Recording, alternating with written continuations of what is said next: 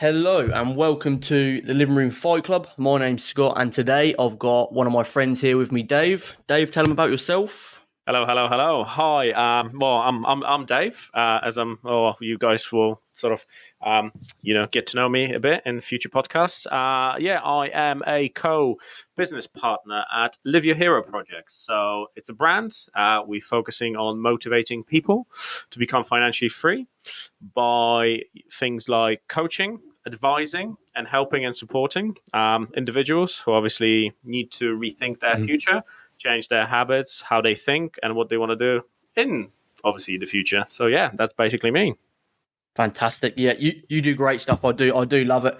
I like to see your posts every day. It keeps me on my toes and keeps me disciplined as well. Love to hear that, man. Right, yeah. So today we're going to be breaking down the top 5 fights of 2022. Dave's going to be attacking me with all the good questions. So when you're ready, sir. Absolutely. Right. Well, so 2022, as we all know, it's been I think, fantastic year for UFC. Don't you agree?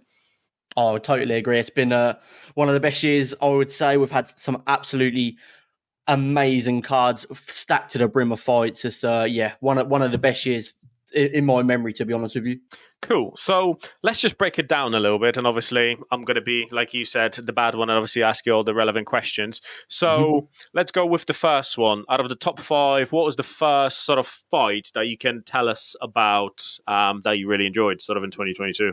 Number 5, I would say Matt Schnell versus Sumu Dajri. Right. Now, with that fight, we had two young guys, to be fair.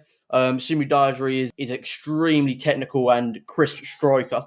And Schnell is known for being a tough son of a bitch, we'll call him that, and the heart of a lion. He really does. So, when this one was matched up, we knew it was going to be a banger, and I was not wrong whatsoever. But yeah, I'd say that's coming in at number 5. Oh, right, okay. So, in more detail, obviously, with that fight, how did that end? How did it end up? Was it what was it? Which round? Obviously, it went down on. Yeah. So it ended in the second round, and it was a back and forth fight. It was mayhem pretty much straight from the get go. Sumu Dajri knocked Schnell down a couple of times with some big elbows, and they wobbled him, dropped him. Schnell was able to clear the cobwebs for the most part. Yeah. After those knockdowns, Schnell was still putting on the pressure. This is what he's known for. He's known for having that dog in him, and even though he's been hurt and rocked and dropped, he's still there in your face, constantly throwing them shots. So like I say, he got dropped, he got hurt big, and he was still there, still putting on that pressure, and he landed a massive right shot, which wobbled Sumu Dajri. In that, he tried to counter quickly, which is a lot of people do in MMA. They give and take. They take one to give one. Meanwhile, whilst he's done that, Schnell came in, beautifully timed takedown, and got it late into the second. Once Schnell got a takedown, he got into full mount straight away, and from then he just started raining down the punches, raining down the elbows. He was landing them 80% of them were going through. They were landing. He's bloodied up, and he ended up going for the triangle and getting it done.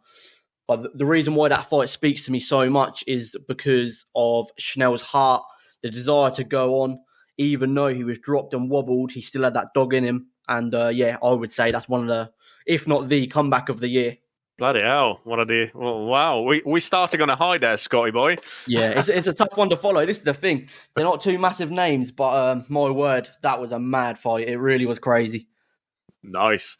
Right, so let's move on to magic number 4. Magic number 4. Number 4, I have the Sugar Show, Sean O'Malley versus Peter Yan. Whew. What a fight, eh? What a fight. What a fight. Honestly, when that was matched up, mate, that was a fan favourite all day long. O'Malley's been calling for a big name for a long time now, and to put him up against Yan, mate, you don't get any bigger than that. All right, okay. So, in more detail, again, because, I'll ask you that in every single one of them. How did the fight sort of started? Like, where did it all go? Like, and how did it finish? It started off as we would all expect, as a pretty back and forth, to be fair.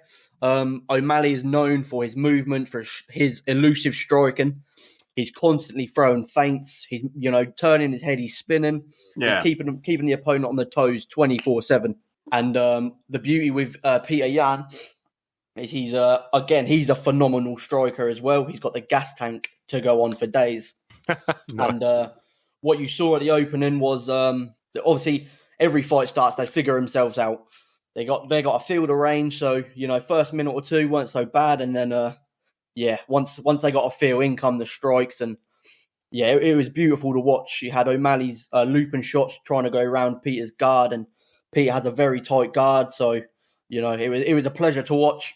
Nice. Right. So going to the magic number 3 now, Scotty boy.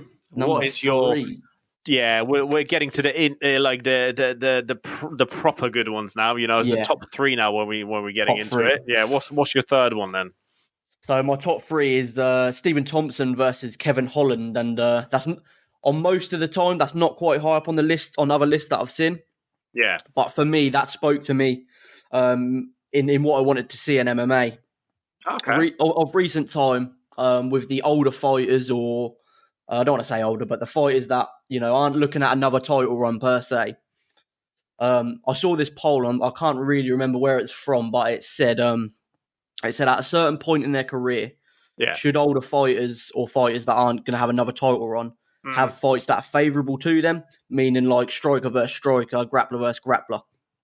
Okay, wow. And for me, I agree with that. I think that should be because, a fighter's like safety comes first. And when you get to that age, you don't want to see himself put him in so much danger. You just want, you want them to have a fun fight for the fans.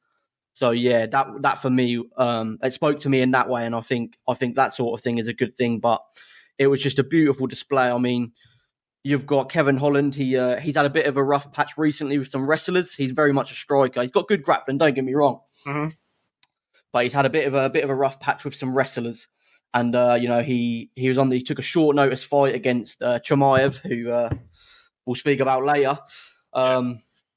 He's an absolute dog. His wrestling is second to none. There is no better wrestler than him that I can think of off the top of my head.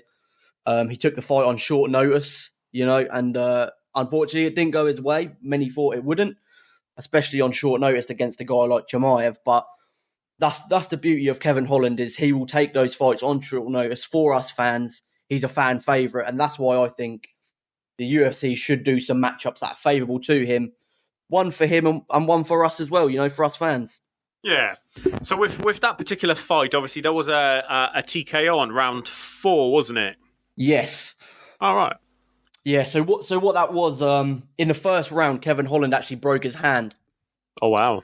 Yeah, so it's as you can imagine, being a fighter with one hand, it's very, very tough. So for him to go on 3 more rounds with a guy who, Stephen Thompson, he's 57-0 in kickboxing, karate black belt, he is, he's swinging them kicks around and they are like baseball bats, do you know what I mean? Mm. And he's, he's blocking the headshots, but he's blocking them with that broken hand. So, you can only take so much. You can only take so much. Yeah. And Stephen Thompson, obviously, he's like you said, former full contact kickboxer, and obviously undefeated through like 37 amateur and 20 professional kickboxing matches. That's it. And I think they've regarded him as one of the most accomplished strikers at the UFC, didn't they? Yeah, they absolutely did, and I could not agree more. There's not many people that I think could hang with Stephen Thompson just in the striking realm. He is a lethal dog in there, man. He is lethal. Absolute beast. We love that. We absolutely do love that. Right. So the magic number 2 now. Let's get into that one. Yeah. Right. So these next 2, they really could be either way. These are the fights that, me as a MMA fan, these are the fights that we lived for. So number 2, I've got Dustin Poirier versus Michael Chandler. Yep. Name-wise, it speaks for itself. Everyone knows Dustin Poirier, especially as he's now beat McGregor. Before, obviously, weren't so popular, but now he's done him twice. He's finally got the recognition he deserves among casual MMA fans, I'd say. Mm-hmm. You had Michael Chandler. He comes from a background in Bellator. I don't know if you've heard of Bellator. Yeah. Yeah, so he comes from Bellator, and he had a good run at the title. Unfortunately, it didn't go his way, but now they're just matching up against fighters that we know it's going to be an absolute scrap. They could not have gone wrong with this fight. Absolutely not. Chandler's explosiveness is just second to none. His power is absolutely through the roof, and anybody who's spent 20 minutes just watching Poirier, he's got that grit, he's got that boxing prowess. It's always going to be fireworks, no matter what. With that, it's always going to be something special. Yeah. In the first round, Dustin was landing big. Chandler was landing big. At one point, I honestly thought Dustin Poirier weren't going to make it out of there in the first round. Yeah. And towards the end of that round, Poirier lands a massive shot that drops Chandler. And, tables turned so quick, just like that. So it went from me thinking Poirier's not going to make it out to Chandler's not going to make it out to the round. So, that first round was absolutely crazy. And then the second round, Chandler came out, got the double leg takedown pretty much straight away. He just put that pressure on him, wanted to use his wrestling background. And he got his back. He tried for the rear naked choke, got some good ground and pound in, but couldn't quite capitalize on it. And that's pretty much how the second round went. It was just sort of Chandler in control mainly. Third round, it was again Chandler came out aggressive as hell like the second round, shot in for the single. Okay, and he got it. Whilst he was trying to take his back, Poirier's known he's got absolutely fantastic jiu-jitsu, and he reversed the position and then ended up taking Chandler's back. And then, was like I backpacked him for a couple of minutes and then managed to sink in that choke. But like I say, words cannot describe what that fight was. It was just, honestly, it was something beautiful. It really was. Wasn't there something post fight conversation? Something said. So I think Poirier called Chandler out, didn't he? Yes. So basically, it's good that you bring that up. So if I remember correctly, I believe Dustin called him a dirty bitch. And what that was for was in the second when Chandler was trying to get that choke in, he actually fish hooked him. Oh my God. Which is a big no-no, very illegal, which is fingers in the mouth, lifted his head up. During the fight, it was very hard to see, but in the replay after the fight, you could see it clear as day. And to my knowledge, it was Dustin calling him a dirty bitch. What a way to finish the fight, post conflict, calling someone a dirty bitch. But so that, which I agree, you can't be doing that stuff. You dig for that choke, but eye gouge and fish hook and stuff like that. That's just a big no. So. Well, there are rules and sort of like regulations out there, isn't it? Everyone needs to follow. Obviously, I know it's quite a bloody, quite intensive sport, isn't it? Yeah. In a cage, but rules are rules at the end of the day. So absolutely. Fair play to the guy, Yeah, absolutely. And I like to say fair play to Dustin for one, not obviously he said it vocally during the fight, but not putting on the works that a lot of fighters would do. Do you know what I mean? They would make that the biggest thing of the show. But Dustin Poirier is not like that. He's there to win that fight, and that's what he was there to do. All right. Right. So, to number one now, one of the best ones of 2022. Give it to us. Okay, here we go. My number one spot, Gilbert Burns, Khamzat Chimaev. Absolutely huge stakes on the table. Absolutely huge. Do you know much about Chimaev? I'm sure you've heard of him. Oh yeah, I've heard. Yeah, absolutely lethal. Isn't he? He is absolutely lethal, mate. His like I say, his grappling is second to none. It's absolutely astonishing. And he's a new up and coming fighter. He's talking all the shit. He's beating all the bodies in front of him in spectacular fashion. Yeah, he's got all the hype I've seen, all the hype. And it's the people wanted him on a crash course for something big, and that's what we got. In come Gilbert Jarino Burns. This guy right here, baddest motherfucker alive. Honestly, he will fight anyone, anytime, any weight. No joke. He's always there, and he's always going to fight. What we wanted to see was someone that was not going to get steamrolled by Chimaev, because that's essentially what's been happening with all of Chimaev's fights. He's just absolutely steamrolled everybody, including Kevin Holland. Most recently, he absolutely steamrolled him. However, with this fight, you have Gilbert Burns, who is also a black belt in jiu-jitsu and has probably some of the best jiu-jitsu in the world out of everybody. He is, his credentials are absolutely insane. So it's the perfect mixture we needed with Chimaev. Yeah. Bloody hell. Do you think there's going to be a rematch? Do you think there's going to be a rematch for that one? Because I think there should be a rematch. I think because how close that fight was, and unfortunately for us fans, it was only a 3-round. When that sort of caliber of fight is definitely a main event. I think we should see a rematch, 5 rounds, and possibly at middleweight, because I know Chimaev's had some trouble reaching weight on his last fight. He missed it by 7 pounds, which is quite extensive. Burns has agreed. He said he's happy to do the rematch again at a weight that's higher than his.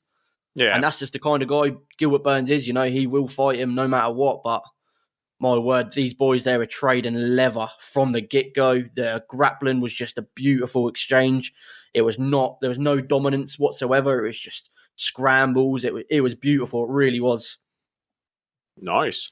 From what I remember from what I've seen, obviously the crowd was like just absolutely buzzing and loving it. They were like on their feet. It was absolutely mental, wasn't it? Like that's it.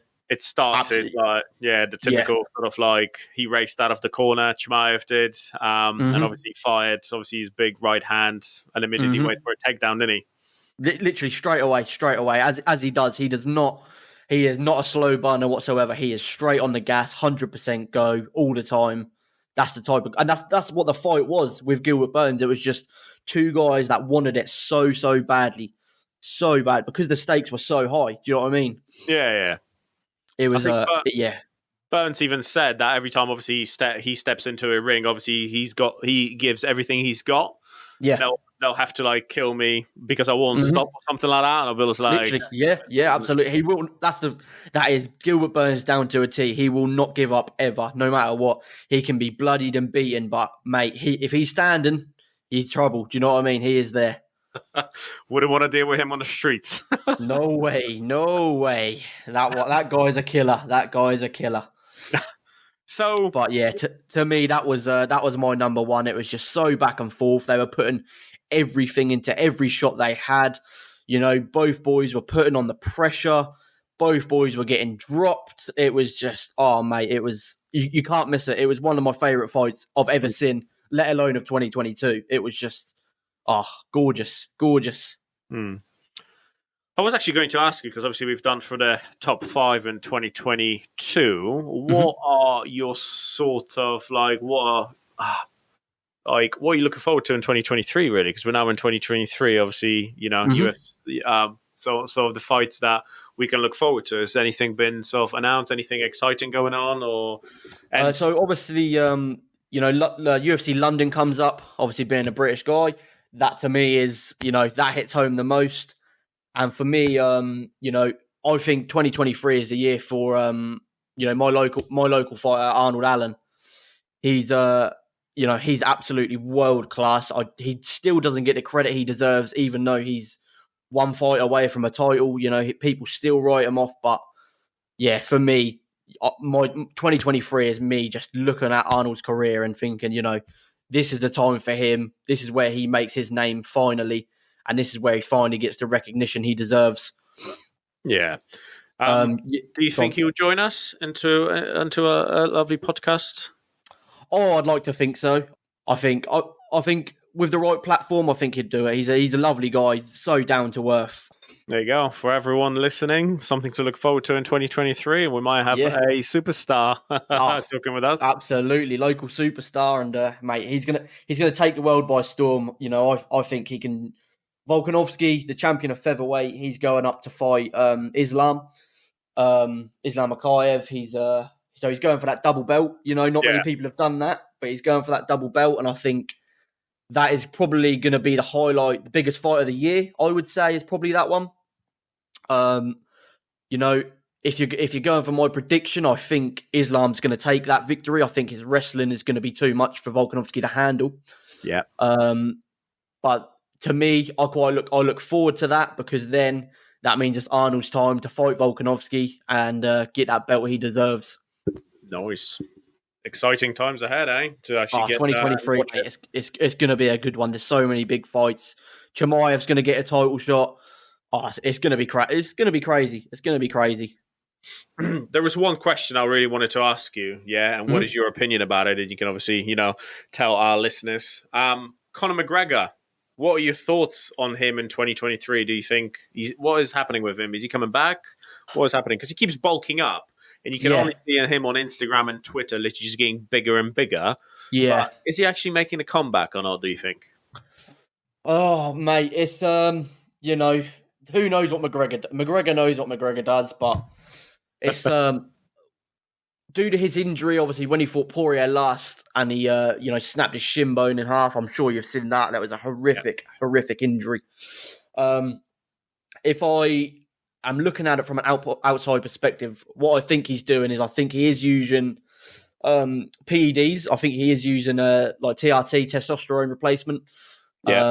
Which obviously is a big no-no in the fighting world. However, I'm a strong believer in, when you're not fighting, you're a person. You've got to put your health first. And if you're not fighting anybody, I think if you're using that thing for recovery, I think it's fair enough. It's fair game.